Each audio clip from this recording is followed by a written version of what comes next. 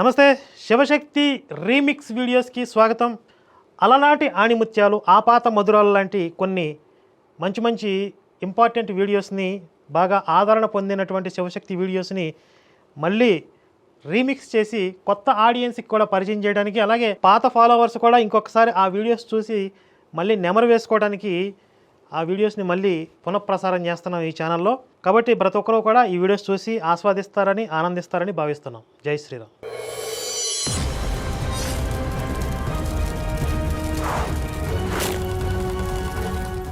నమస్తే, welcome to testimony trolls.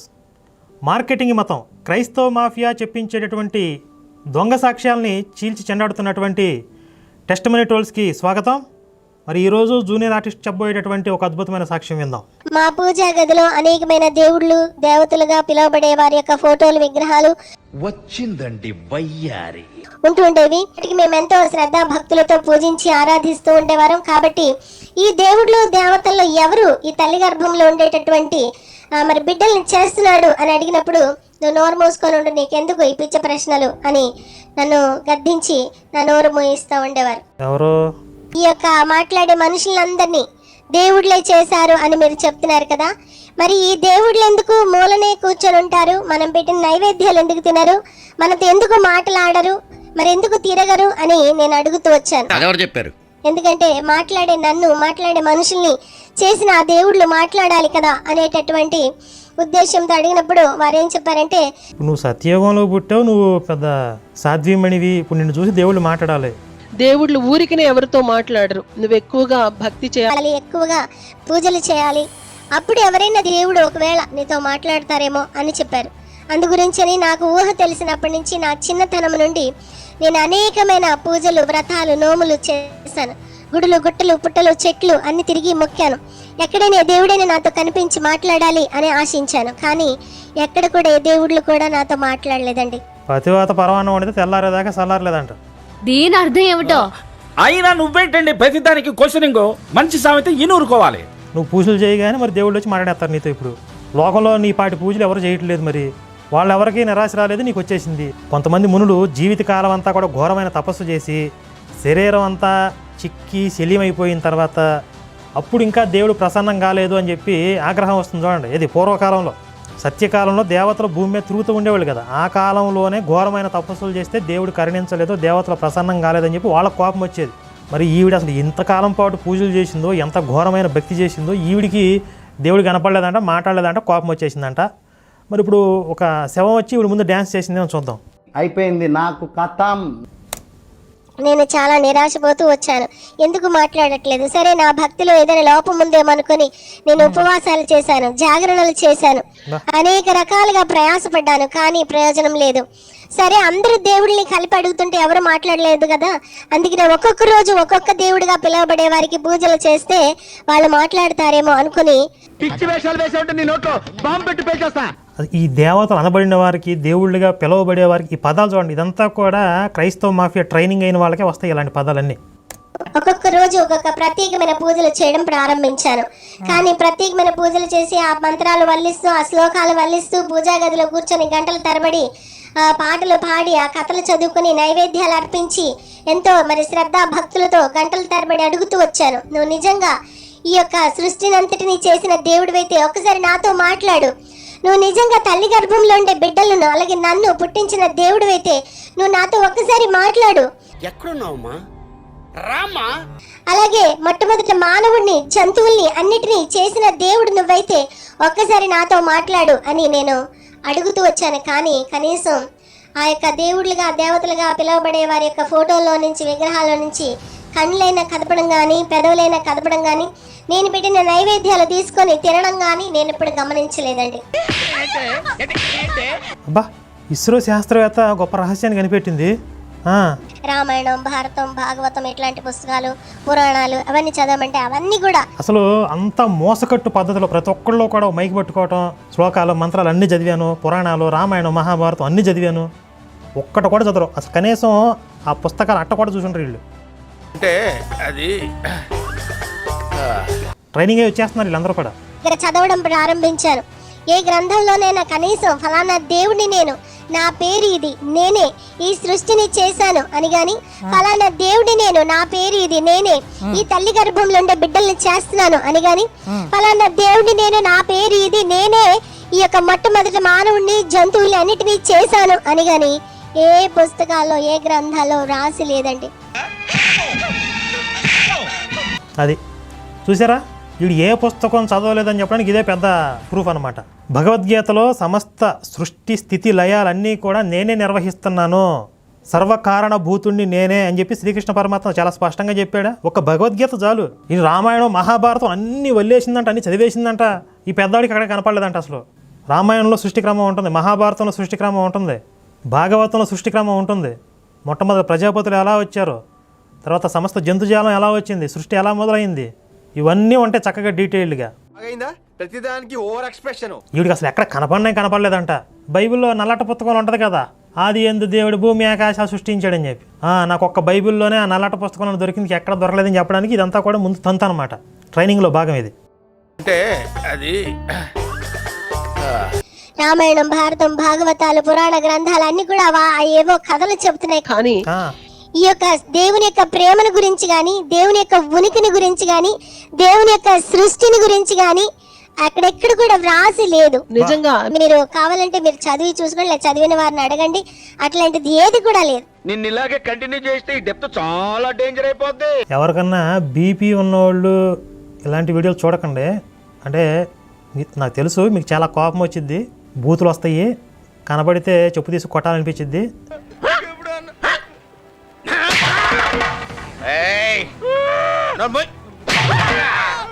BP control తప్పవచ్చు కాబట్టి కాస్త ఓర్పు సహనం ఉన్నవాళ్ళే చూడండి వీడియోలు. మరి తప్పదు, ఇలాంటి దరిద్రపోటు వీడియోలను నేను చూడాల్సి వస్తుంది ముందు. నేను అనుకున్నాను ఇదంతా మనుషులు కల్పించుకున్న కల్పనా కథలు, అసలు దేవుడే లేడు, అందుకే దేవుడు లేడు కాబట్టి ఏమి కూడా రాసి లేదు, కనీసం మాట్లాడట్లేదు, ఎవరు కదలట్లేదు, కనిపించట్లేదు అనుకునే స్థితికి నేను వచ్చాను. ఇంకా నా చదువు, నా జ్ఞానం, నా వయసు పెరుగుతున్న కొద్దీ నువ్వు ఇలాంటి నీతి వాక్యాలు మాట్లాడతావని నాకు నెల ముందే కలొచ్చింది. వయసు పెరిగింది, కనపడుతున్నాయి, జ్ఞానం కూడా పెరిగిందా నీకు? సరే, మరైతే దేవుడు లేకపోతే ఈ సృష్టి ఎలా కలిగింది, ఈ మనుషులు ఎలా పుడుతున్నారు, ఈ మొట్టమొదటి మానవుడు, జంతువులన్నీ ఎలా వచ్చాయి అని మరి పరిశీలిస్తూ ఉండగా మరి సైంటిఫిక్ రీజన్స్ ని కూడా వెతకడం ప్రారంభించాను. సైన్స్ ఏం చెప్తుందంటే ఒక పెద్ద ముద్ద లాంటిది వచ్చి అది పగిలి విస్ఫోటమై ఈ బ్రహ్మాండం అంతా ఏర్పడింది అని చెప్తున్నారు.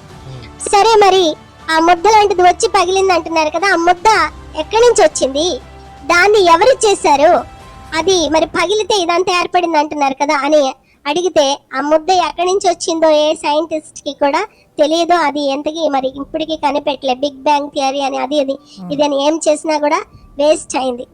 ఈ కత్తితో పొడిచానంటే ఇది నీ పొట్టలో దూరి ఎదురింటి బేబీ వీపులోంచి బయటకు వస్తుంది. అంటే ఇప్పుడు ఐన్స్టీన్ కూడా తెలియని అంతు చిక్కని రహస్యాలు ఇప్పుడు వీడు వెలికి తీసిద్ది అనమాట. ఆ తర్వాత సరే, ఇది ఏదో ఊహించి చెప్పే పిచ్చి మాటలే కానీ ఇది నిజం కాదు అని నేను అనుకున్నాను. పెద్ద మాట అన్నాడు సరాడు. అయితే చూడండి, సైన్స్ పిచ్చి మాట్లాడుతుంది, మరి సైంటిస్టులు, హేతువాదులు ఆలోచించండి ఒకసారి. మరి చాలు ఈ మాత్రం చాలు. అలాగే చిన్న అణువు వచ్చి అది పెరిగి పెరిగి పెరిగి పెద్దగా ఇదంతా కూడా ఏర్పడింది, ఈ యొక్క భూమి ఎలాగ పెరిగిపోయింది అని చెప్పి ఇవన్నీ కూడా చెప్తూ ఉండగా చిన్న అణువైన ఎక్కడి నుంచి వచ్చింది, అది పెరిగి పెరిగి పెరిగి ఇంతవరకు ఎందుకు ఆగిపోయింది, ఇంకా పెరుగుతూనే ఉండొచ్చు కదా అనేటటువంటి ప్రశ్నలు నాకు కలిగినాయి. కానీ దానికి కూడా ఏ సైంటిస్ట్ దగ్గర ఆన్సర్ లేదండి. కాబట్టి నేను అనుకున్నాను ఇది కూడా ఊహించి చెప్పే పిచ్చి మాటలే గానీ ఇది నిజం కాదు అనుకున్నాను. ఇంకా నయ్య మొత్తం అసలు దేశాలన్నీ చుట్టొచ్చాను, శాస్త్రవేత్తలు అందరినీ కలిశాను, వాళ్ళు ఎవరు సమాధానం చెప్పలేకపోయారు అని చెప్పాల్సింది, ఇంకా స్ట్రాంగ్ ఉండేది. పిచ్చి మాటలే గానీ నిజం కాదు. ఎవరు సర్వశక్తి కలిగిన దేవుడు ఉండి తీరాలి, ఆ దేవుడు ఇవన్నీ కూడా చేసి ఉండాలి. వస్తుంది చూడండి, మెల్లగా ట్రాక్ వేస్తుంది నల్లట పుస్తకానికి. ఇప్పుడు వచ్చి చూడండి, ఇప్పటికైనా నాతో మాట్లాడతాడు అనుకుని నేను ఇక పూజలు చేయడం మళ్ళా ప్రారంభించాను. కొంతకాలం ఆపేశాను దేవుడు లేడు అనుకుని. కానీ ఎప్పుడైతే మరలా ఈ యొక్క సైన్స్ కరెక్ట్ కాదు అని తెలిసిందో నేను మరలా పూజలు చేసుకుంటూ కొనసాగుతూ వచ్చాను. 20 సంవత్సరాల వయసు గడిచింది. అప్పటికి నేను డిగ్రీ ఎగ్జామ్స్ రాశాను, ఇంకా రిజల్ట్స్ రాలేదు. ఇంట్లోనే ఉంటూ ఎక్కువగా పూజలు చేస్తూ ఉండేదని. I have one small doubt. ఇప్పుడు ఇదంతా సెల్ఫ్ డిఫెన్స్ లోనే అయింది కదా? అసలు ఎప్పుడు పూజలే, పొద్దున లేస్తాం పూజలే నీ జీవితం అంతా. ఏం తల్లి, ఏం పూజలు అసలు అయ్యే? ధనలక్ష్మి ఎక్కడున్నావమ్మా? రామ్మా రా! చితాగ్ని కుండల సంభూత దైవకార సముద్ర రా! ఆవాహయామి ఆవాహయామి. అట్లా చేసేదాని ఏంటి? మా మమ్మీ సూపరింటెండెంట్ ఆఫ్ పోలీస్ గా చెన్నైలో జాబ్ చేస్తూ ఉండేది. మా డాడీ ఇండియన్ ఎక్స్ప్రెస్ అనే న్యూస్ పేపర్ లో మేనేజర్ గా ఉద్యోగం చేస్తూ ఉండేవారు. ఈ పార్ట్ మీరు సరిగా ప్లానింగ్ చేసుకోలేదా మీరిద్దరు? నేను వీళ్ళ అమ్మ ఐపీఎస్, ఎంతవరకు పేరు చెప్తే ఎంక్వైరీ చేసేవాళ్ళం. మరి ఆయన ఉద్యోగరీత్యా ట్రాన్స్ఫర్ అయ్యి హైదరాబాద్ పట్టణానికి వచ్చారు. హైదరాబాద్ పట్టణానికి ఆయన వచ్చినప్పుడు ఆయనతో పాటు నేను కూడా హైదరాబాద్కి వచ్చా. మా డాడీ ఇదంతా గమనించి, ఎందుకమ్మా నువ్వు ఇలా ముస్లింల పూజలు చేస్తూ ఉంటావు, ఈ హైదరాబాద్ లో ఎక్కువగా ముస్లిమ్స్ ఉంటారు, వారు గజల్స్ అనే పాటలు పాడతారు, ఈ పాటలు నువ్వు నేర్చుకుంటే నీకు బాగుంటుంది అని చెప్పి ఒక ముస్లిం టీచర్ దగ్గర ఈ యొక్క గజల్స్ అనే పాటలు నేర్చుకోవడానికి నాకు ట్యూషన్ పెట్టించారు. నేను ఆ యొక్క మాస్టర్ దగ్గరికి వెళ్ళి ఆ పాటలు నేర్చుకుంటూ ఉండేదాన్ని. కొన్నిసార్లు మా ఇంటికి ఆయన వస్తూ ఉండేవాడు. అయితే ఈ విధంగా ఆయన హార్మోనియం వాయించి అది నేర్పిస్తూ ఉండేవాడు. ఎప్పుడైతే అది మసీద్లో బిగినర్స్ మిస్టేక్స్ ఇవన్నీ. ఒకరిని చీటింగ్ చేస్తున్నామంటే ఎట్లుండాలా? ఏంది, ఒక ముస్లిం మాస్టర్ వచ్చి హార్మోనియం వాయించేవాడంట. ఇంట్రెస్టింగ్ ఉంది, చెప్పు.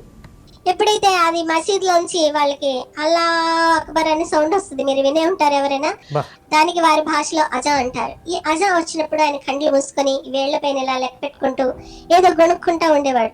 సార్ మీరు ఏం చేస్తారు, మీరు ఏ దేవుడికి పూజ చేస్తారు అని అడిగినప్పుడు ఆయన మేము అల్లా దేవుడికి నమాజ్ చేస్తాం అని చెప్పి తన అల్లా దేవుడి గురించి నాకు చెప్పడం ప్రారంభించాడు. నేను ఒక రోజు అడిగాను, సార్ మీ అల్లా దేవుడు మాట్లాడతాడా అంటే ఆయన అన్నాడు మాట్లాడతాడు. ఆయన ఎందుకు అలా చెప్పాడో తెలియదు.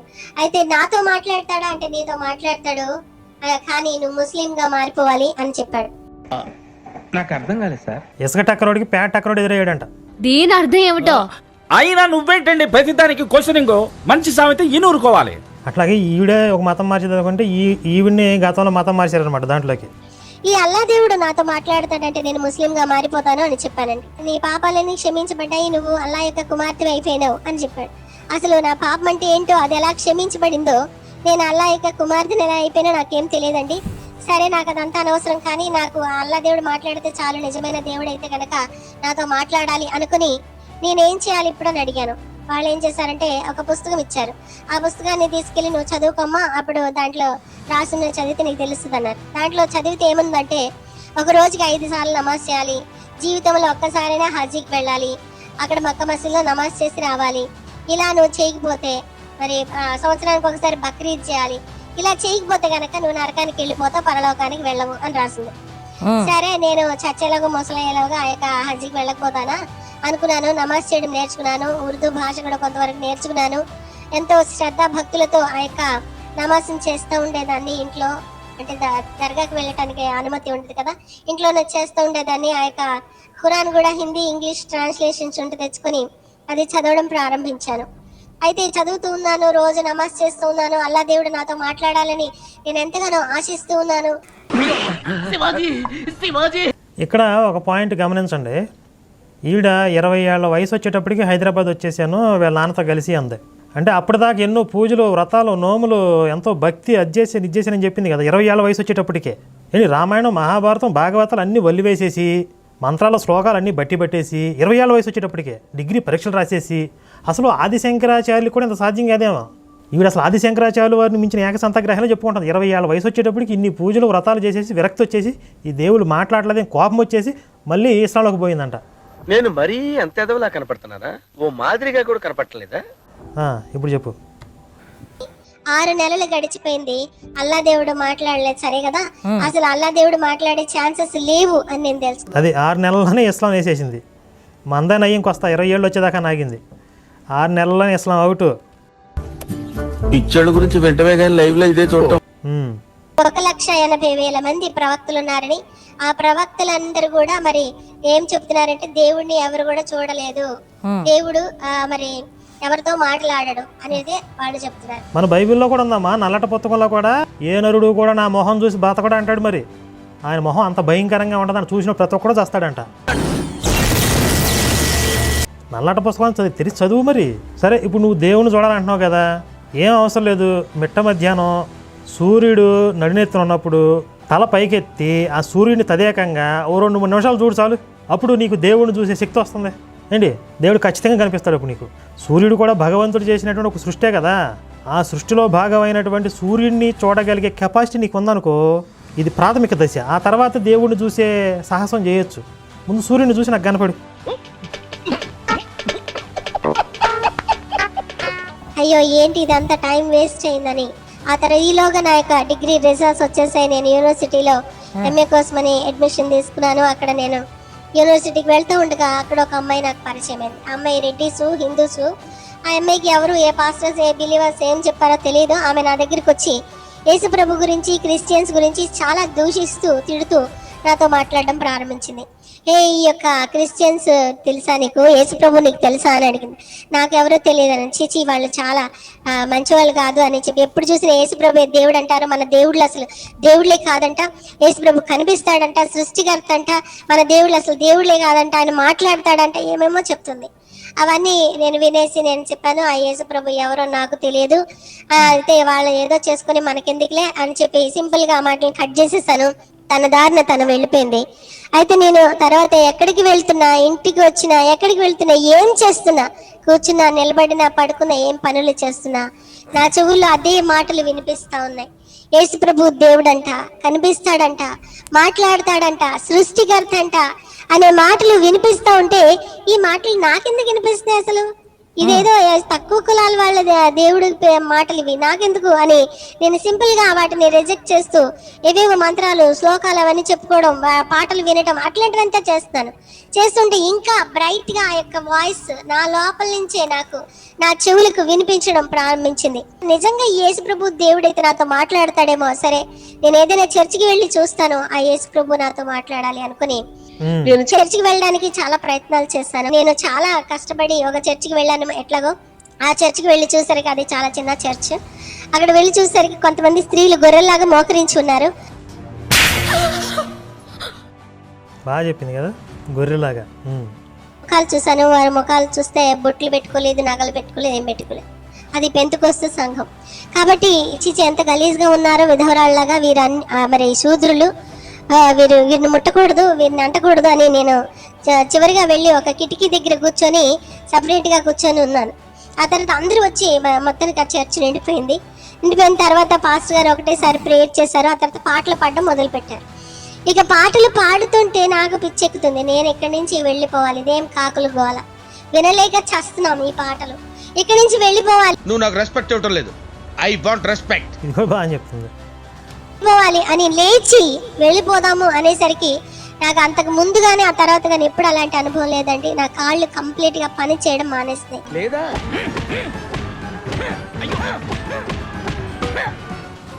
అసలు నా కాళ్ళు ఉన్నాయో లేదో కూడా ఏం స్పర్శ తెలియట్లేదు. ఎవరైనా ఎత్తుకుపోయారు ఏంటి?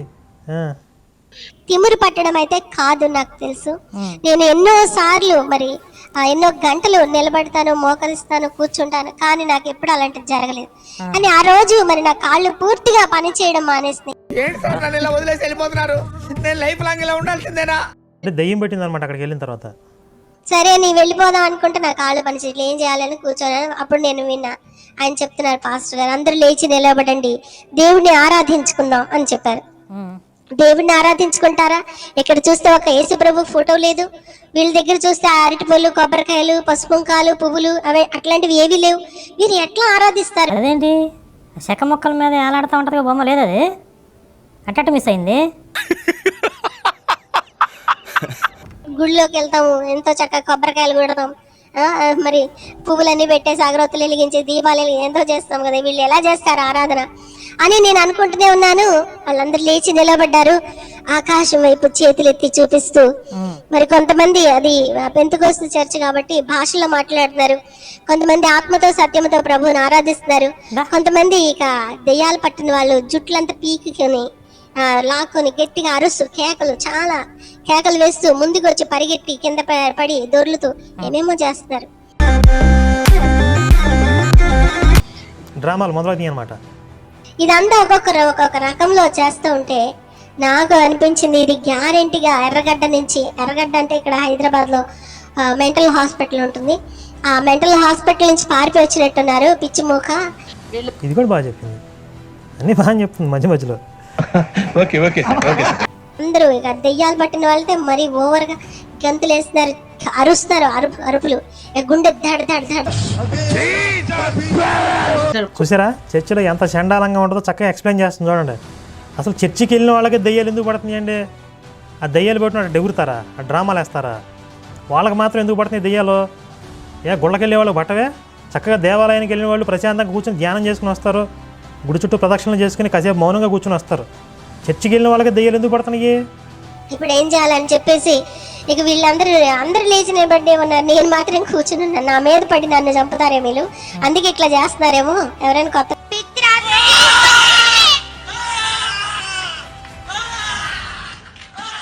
అంటే అంత సైకో బ్యాచ్లా కనపడుతున్నారన్నమాట. మీద పడి చంపేస్తారేమో అని భయం వస్తుందంటే అంత సైకోయిక్గా బిహేవ్ చేస్తారన్నమాట వాళ్ళు చర్చిల్లో ఇలా ఉండదన్నమాట లోపల. మరి అది చెప్తుంది. ఎవరైనా కొత్తగా వస్తే ఇట్లాగా చేస్తారేమో అనుకుని నేను కిటికీ ఓసులు గట్టిగా పట్టుకుని లాగి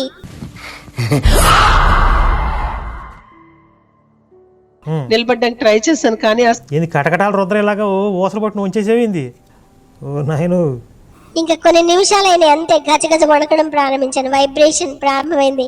ఇంకా హార్ట్ బీట్స్ టక్ టక్ టక్ టక్ మన కొట్టుకొని చాలా భయంగా ఉంది. ఏడుస్తున్నాను ఇక మొత్తానికి ఏడుస్తుంది. నీకు కూడా ఎక్కేసింది ఇంకా. ఏడుస్తా ఉంటే ఒక ఆంటీ నన్ను చూసింది. ఆవిడ కొంచెం మంచిగానే ఉంది, పిచ్చిలాగా లేదు. చూసినప్పుడు ఈవిడ మంచిది అంటే మిగిలిన అందరూ పిచ్చోళ్ళనేగా. బాగా చెప్తుంది. బాగా నచ్చినాయి నాకు పాయింట్లు. ఇక్కడ యేసు ప్రభు దేవుడు ఉంటాడమ్మా, యేసు ప్రభు దేవుని సన్నిధి ఉంటుంది కాబట్టి నీకు భయం వేస్తుందేమో అని చెప్పి ఆమె నన్ను ఆదరిస్తూ, దేవుడి సన్నిధికి వెళ్తే భయం వస్తుందా, నిర్భయత్వం వస్తుందా? దేవతలు అభయం చూపిస్తారు అంటే భయం లేదు అని జీవుడికి అభయం ఇస్తారు. దైవ సన్నిధిలోకి వెళితే నిర్భయత్వంగా ఉండాలి. భయం ఏంటి అంటే దుష్ట శక్తుల దగ్గరికి వెళ్తే మనం భయం వేస్తాం సాధారణంగా. మరి అదే శక్తి మీరే ఆలోచించుకోండి. అందులోకి దూకాలి, గెలకాలి, గలీజ్ గలీజ్ చేయాలి. నువ్వు కండ్లు మూసుకో, యేసయ్య అనుకో, హల్లెలూయా అనుకో, ఏం కాదులే, భయం అంతా పోతుంది అని చెప్పింది. సరే ఇంకా చేసేది లేక కళ్ళు మూసుకున్నాను. యేసయ్య అని 3 సార్లు చెప్పానండి అంతే. యేసయ్య యేసయ్య యేసయ్య అని 3 సార్లు చెప్పాను. నాకు ఇంకా నయ్యం ఈవిడెవరో ఏసయ్యి అంటుందని చెప్పి ఏదైనా పట్టుకుని నెత్తిమే పెట్టి వేసేసేవాళ్ళు. ఏసయ్యి అంటుందంట. నా కాళ్ళ కింద భూమి ఒక్కసారిగా కదిలింది. ఇక అంతే, నా చేతులు వదిలిపెట్టేశాను. నా కళ్ళు మూసుకొని ఉన్నాను కదా, కళ్ళు ఇక అంత లాగి చూద్దామని అనిపిస్తనే లేదు. ఇక కిందకి కూరుకుని దూరుకుని వెళ్ళిపోతున్నాను. లోపలికి వెళ్ళిపోతా అరుస్తాను. అందరికంటే గట్టిగా నేను అరుస్తున్నా. ఇప్పుడు ఉత్తరం వేసేపోయా మళ్ళీ వస్తానండి. ఆ దెయ్యాలు పట్టిన వాళ్ళు అరుస్తున్నారు, నేను కూడా నాలో ఉన్న దెయ్యాలు అరుస్తున్నాయో మరి. ఈవిడ కూడా జాంబీగా మారిపోయింది అనమాట. జాంబీ సినిమాలు చూస్తూ ఉంటారుగా, వాళ్ళు వచ్చి కొరికేదాకా వీళ్ళు బాగానే ఉంటారు, కొరికిన తర్వాత వీళ్ళు కూడా అట్లా అయిపోతారు. నీకు కూడా జాంబీ ఎక్కింది. అరుస్తున్నాయో మరి. నేను అరుస్తూ మొత్తానికి చాలా గట్టిగా అరుస్తూ అంటున్నాను, యేసు ప్రభువా నన్ను వదిలిపెట్టి, నన్ను క్షమించు, నేను ఇంకెప్పుడు రాను అని చెప్పి చాలా అవును సార్. అంటే దెయ్యాన్ని బతిలాడినట్టు బతిలాడుకున్నది. అయ్యో నా జోలికి రావద్దు, అయ్యో ఏదో తప్పై వచ్చేసాను, ఇక రాను, పొరపాటును కూడా వదిలేయి, ఈసారికి వదిలేయి, క్షమించేసేయి, నన్ను విడిచిపెట్టేయి అని యేసుని అడుగుతుందంట. అసలు అంతా కూడా దుష్టశక్తి లాగా ప్రజెంటేషన్ చేస్తుంది చూడండి యేసుని. బాగా చెప్తుంది.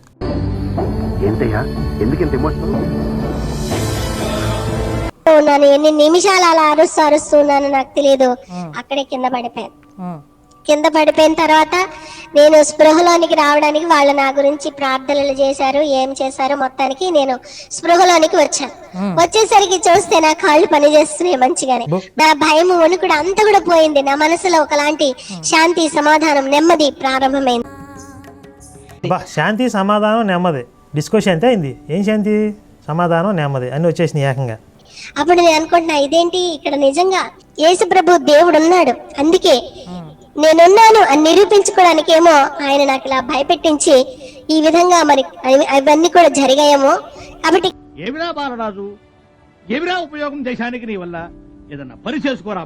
చూసారా, దేవుడు ఉన్నాడు లేకపోతే యేసు తాను ఉన్నాను అని చెప్పుకోవడానికి వచ్చిన వాళ్ళని అట్లా ఒక అష్టదిగ్బంధనం చేసేసి కాళ్ళు భూమిలోకి కూరుకుపోయేటట్టుగా చేసి భూమి కంపింపజేసి వాళ్ళని భయభ్రాంతులకు గురి చేస్తాడనమాట.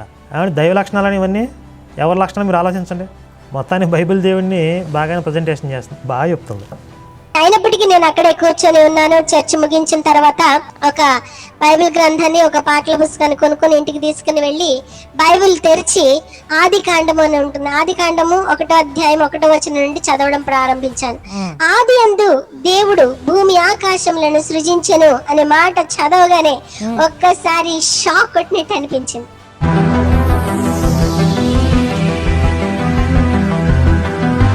షాక్ కొట్టేసిందా? తేరుకున్నావా మళ్ళీ? ఎంత అద్భుతంగా అనిపించిందంటే, నేను చిన్నప్పటి నుంచి ఈ భూమి ఆకాశాల్ని, ఈ సమస్త సృష్టిని చేసిన దేవుడు ఎవరు అని అడుగుతుంటే ఇక్కడ ఈ దేవుడు అని బైబిల్ గ్రంథంలో రాసి ఉండడం చదివినప్పుడు నేను ఎంతో షాక్ అయినా. అంతేకాదు నాకు ఇది నిజము అనిపించింది. చూడండి, అసలు అందులోనే పచ్చి భూతం ఉంది.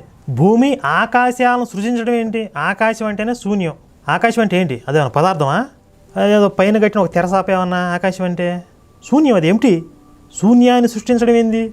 దాంట్లో ఒక లాజిక్ లేదు. అంటే బైబిల్ రాసినోడు ఏమనుకున్నాడు అప్పట్లో, పైన ఒక తెరసాపలాగా ఈ పరుచుకొని ఉంది భూమికి, ఒక గొడుగులాగా, అదొక పొర, అదొక పదార్థం అనుకున్నారు వీళ్ళు. పైన ఉన్నటువంటి దుమ్ము ధూళి ఆ శూన్యంలో నుండి, సూర్యకాంతిలో నుండి మనకు అలా ఒక బులుగు రంగులో, బ్లూ కలర్లో కనిపిస్తుంది తప్ప అది శూన్యం అని చెప్పి బైబిల్ రాసిన వాడికి తెలియలా. వీడు పెద్ద సైంటిస్ట్ కదా, మరి ఐన్స్టీన్ ఇది రహస్యాలు కూడా వీడు తెలుస్తాయి కదా.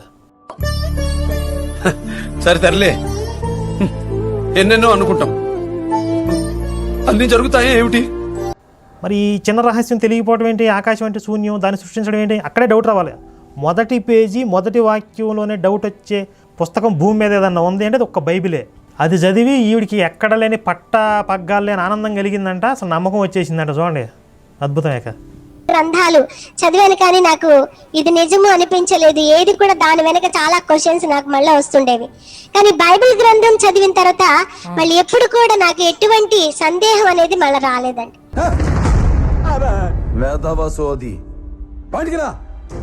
అసలు మొదటి పేజీ దాటరు ఎవరో కూడా. మొదటి పేజీలోనే 30 డౌట్స్ వస్తాయి, తక్కువలో తక్కువ. వాటికి సమాధానం చెప్పే నాదుడు భూమి మీద ఎవడో లేడు, ఏ పాస్టర్ చెప్పలేడు. అంటే ఒక లాజికల్ బ్రెయిన్తో, న్యూట్రల్ మైండ్తో ఇందులో ఏముంది తెలుసుకోవాలి అనేటటువంటి ఒక సంకల్పంతో బైబిల్ చదవటం మొదలు పెడితే మొదటి పేజీ దాటలేడు. ఇది నిజం, ఈ బైబిల్లో రాసున్నదంతా కూడా కరెక్ట్, నిజం, కరెక్ట్ అయిన ఆన్సర్స్ ఉన్నాయి. ఆ తర్వాత ఈ సృష్టిని అంతటిని ఎలా చేశాడో, మొట్టమొదటి మానవుని మట్టితో ఎలా చేశాడో, ఈ జంతువులన్నీ ఎలాగా మరి కలిగాయో. కొడితే మెడికల్ టెస్టులు చేయించుకోవడానికి మీ ఆస్తులు అమ్మినా సరిపోవు. మొట్టమొదటి మానవుడిని మట్టితో చేసి గొట్టం పెట్టి ఊదాడు ముక్కులో. ఇది బాగా నచ్చిందే, గొట్టం పెట్టి ఊదాడు అనగానే అబ్బా భలే ఉందని నమ్మేశాం అనమాట. మనుషులు మరి పాపం చేసి ఎలా మట్టిలో మరలా కలిసిపోతున్నారు, ఇవన్నీ వివరాలు చదివినప్పుడు నేను ఎంతగానో సంతోషించాను. ఈ యేసు ప్రభు దేవుడే ఈ సమస్త సృష్టిని, మొట్టమొదటి మానవుడిని, జంతువుల్ని అన్నిటినీ చేసిన దేవుడు అని నమ్మడం ప్రారంభించారు. అదేంటి, యెహోవా ఏమైపోయాడు? బైబిల్ దేవుడు ఎత్తేసారేక. ఇప్పుడు ఆది కాండం చదివితే యేసు కనపడ్డా అక్కడ యెహోవా కనపడతాడు, బైబిల్ దేవుడు కనపడతాడు. అంటే మెల్లగా బైబిల్ దేవుడిని సైడ్ చేసేస్తున్నారు, యేసుని పెట్టేస్తున్నారు అనమాట. మనోడికి నిజంగా అంటే ఆయన ఉండుంటే కనుక వీళ్ళు తాడ తీసుండేవాడు, రోషంగల దేవుడు కదా. బైబిల్లో చూపించినట్టుగా ఆయన నిజంగా ఉండుంటే వీళ్ళు ఇంత ధైర్యంగా మాట్లాడేవాడు కాదు అసలు.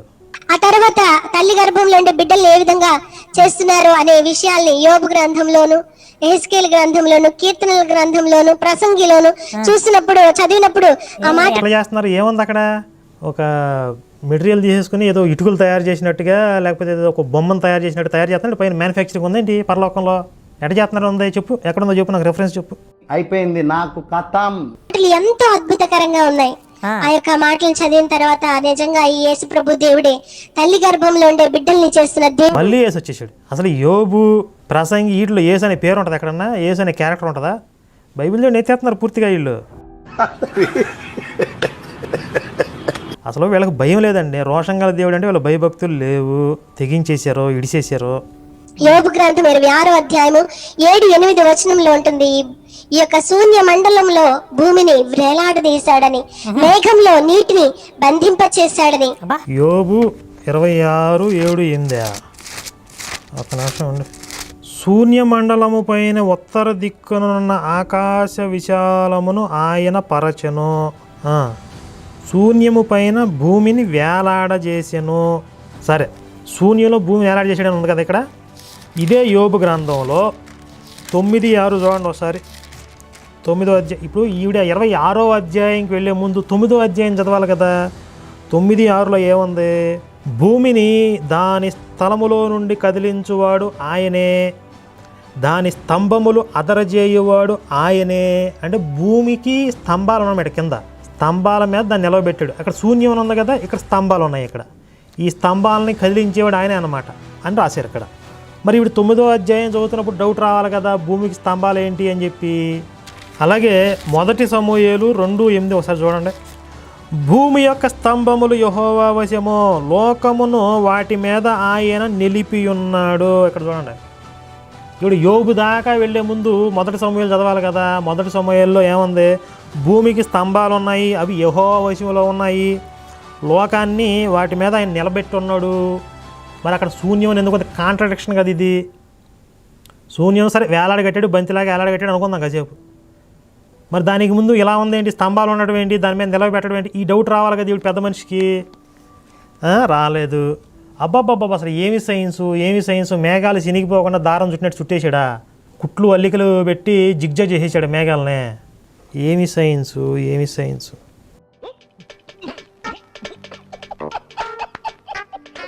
139వ కీర్తన 14-15 వచనాలు చూస్తే, తల్లి గర్భంలో నన్ను కలుగు చేసిన విధము నేను చూడగా నాకు ఆశ్చర్యము భయమవుతుందని. అంటే తల్లి గర్భంలో నిన్ను కలగేసేటప్పుడు ఎవరు చూసారు? ఆయన చూశాడా?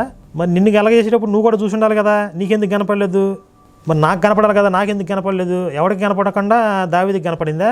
ఎట్లా చేస్తున్నాడు? ఈ మాటల్ని ఒక పాటగా రాసుకున్నాను, అది పాడి వినిపించడానికి ట్రై చేస్తాను. ఇప్పుడు పాట పాడతావా ఏంటి? సరే కానీ మరి పాడు గజాల.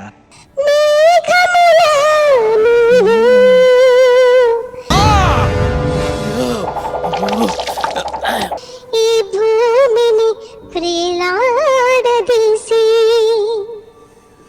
శూన్యములో నీవు, ఈ భూమిని వ్రేలాడదీసి.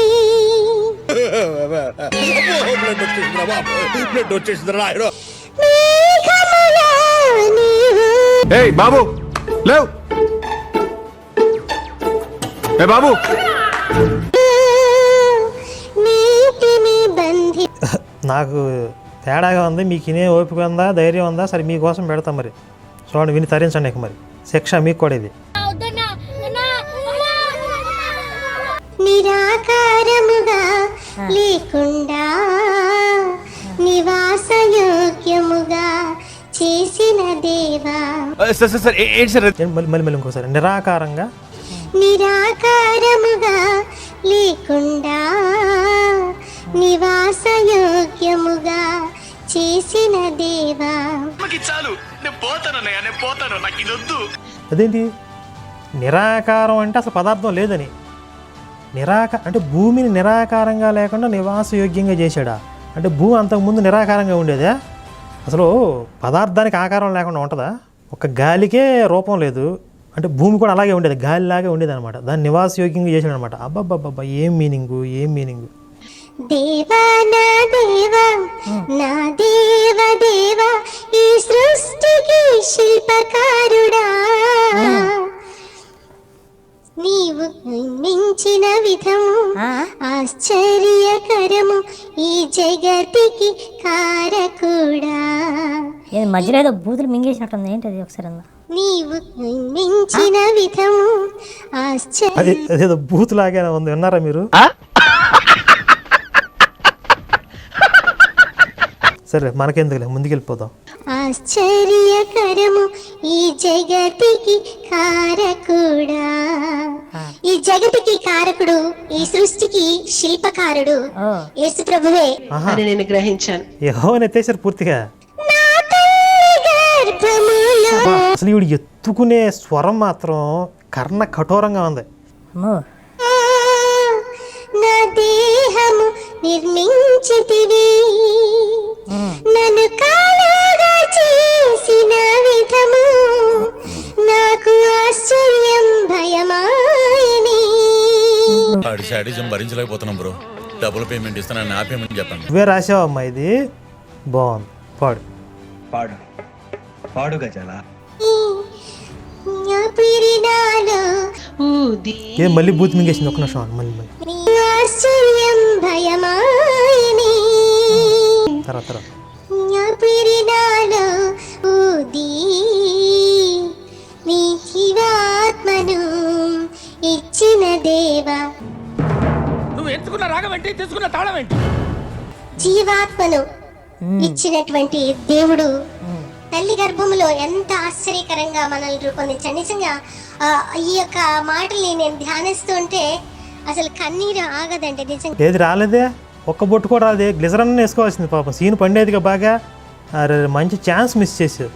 ఏ రీతిగా ఆయన మనల్ని సృష్టించాడో, ఒక గోరును కూడా మనం పుట్టించలేం, ఒక ఎంట్రుకను కూడా మనం కలుగు చేయలేం. అలాంటి మరి అద్భుతమైన సృష్టిని దేవుడు మనల్ని తల్లి గర్భంలో రూపిస్తే ఆ దేవుడిని తెలుసుకోకుండా మరి నేనైతే 20 years 20 సంవత్సరాలు నా జీవితంలో నేను విగ్రహాలను, బొమ్మలను, గుడులను, గోపురాలను, పాములను అన్నిటినీ పూజలు చేశాను. ఎంత దౌర్భాగ్య స్థితి అనిపిస్తుంది నాకు.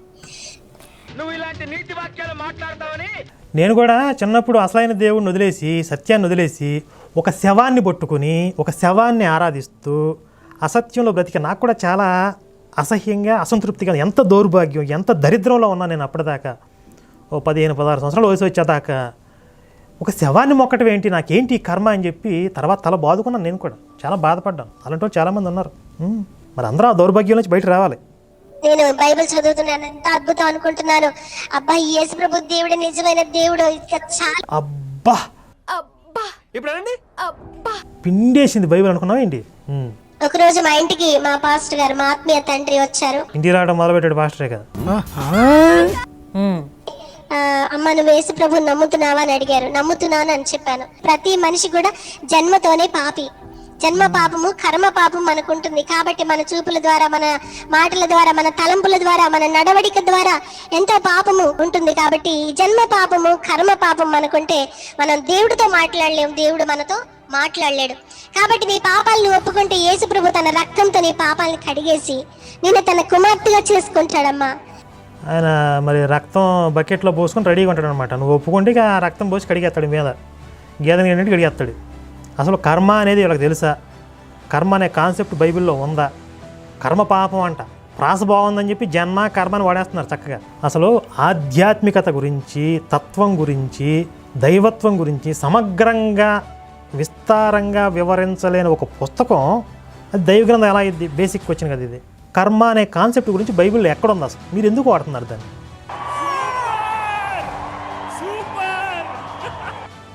ఇప్పుడు చక్కగా కర్ణకఠోరంగా పాడింది కదా గార్ధప స్వరంతో. సంగీతం బైబిల్లో ఎక్కడ ఉందా? సంగీత స్వరాలు, సంగీత శాస్త్రం బైబిల్లో ఎక్కడ ఉందా అసలు? ఆ సంగీతాన్ని కూడా హిందుత్వంలో నుంచి అరువు తెచ్చుకోవటమే, పూజా విధానాలని హిందుత్వంలో నుంచి అరువు తెచ్చుకోవటమే, దేవుడు అనే కాన్సెప్ట్ని, ఆత్మ పరమాత్మ అనే తత్వాన్ని హిందుత్వంలో నుంచి అరువు తెచ్చుకోవాల్సిందే. అసలు వీటి గురించి చెప్పే సాహసం కానీ, చెప్పేంత నాలెడ్జ్ కానీ లేనటువంటి ఒక నల్లాట పుస్తకం పట్టుకుని ఈవిడ అసలు సంభ్రమాశ్చర్యాలకు గురైపోయిందంట. ఎక్కడా దొరకనటువంటి ఏదో ఒక అమూల్యమైనటువంటి, అద్భుతమైనటువంటి, అపూర్వమైనటువంటి ఒక బంగారు నిధి నిక్షేపాలు ఇవిడికి దొరికేసినట్టుగా ఫీల్ అయిపోయిందంట ఈవిడ.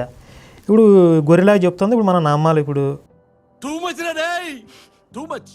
యేసు ప్రభు ఏ విధంగా ఈ లోకంలో కన్య మరియ గర్భం ద్వారా జన్మించాడో, ఆయన ఏ విధంగా అద్భుతాల ఆశ్చర్య కార్యాలు జరిగించాడో, ఆయన కల్వరి శిలువలో అందరి పాపాలు వేసుకొని ఆయన మీద, ఆయన కల్వరి శిలువలో ఎలాగూ మేకలు కొట్టించుకున్నాడు,